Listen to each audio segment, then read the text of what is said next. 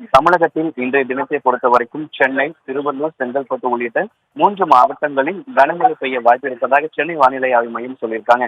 ஏற்கனவே சென்னை, காஞ்சிபுரம், திருவள்ளூர், செங்கல்பட்டு உள்ளிட்ட 4 மாவட்டங்கள்ல இன்றைக்கு மிக கனமழைக்கான ஆரஞ்சு அலர்ட் எச்சரிக்கை என்பது கொடுக்கப்பட்டிருந்த கூடிய சூழ்நிலையில் இது தற்பொழுது திரும்ப பெறப்பட்டு சென்னை, திருவள்ளூர், செங்கல்பட்டு 3 மாவட்டங்கள் மட்டும் இன்றைய தினம் கனமழை பெய்ய வாய்ப்பு இருப்பதாக தெரிவிக்கப்பட்டிருக்கிறது. தென்கிழக்கு வங்கக்கடல் பகுதியில் உருவான குறைந்த காற்றழுத்த தாழ்வு பகுதி தென்மேற்கு வங்காள விரிகுடா பகுதியில தொடர்ந்து நிலை கொண்டு வருது. அடுத்த 2 நாட்கள்ல மேற்கு வடமேற்கு திசையை நோக்கி நகர்ந்து தமிழக கடலோரத்தை நோக்கி நகர இருப்பதாக ஏற்கனவே இந்திய வானிலை ஆய்வு மையம் சொல்லியிருக்காங்க. சென்னைக்கு இன்றைக்கு மிக கனமழைக்கான ஆரஞ்சு அலர்ட் எச்சரிக்கை கொடுக்கப்பட்ட நிலையில தற்பொழுது அது கனமழைக்கான எச்சரிக்கையாக மாற்றப்பட்டிருக்கிறது. இப்போ இந்த குறைந்த காற்றழுத்த தாழ்வு பகுதி மேலும் வலுவடையாமல் வலு விழுவதற்கான வாய்ப்புகளும் இருப்பதாகவும் வானிலை ஆய்வு மையம் சொல்லியிருக்காங்க. குறிப்பா இன்றைய தினம் தரைக்காற்றுக்கான எச்சரிக்கை என்பது கொடுக்கப்பட்டிருக்கிறது. அதே போல மீனவர்களுக்கான எச்சரிக்கையும் கொடுக்கப்பட்டிருக்கிறது.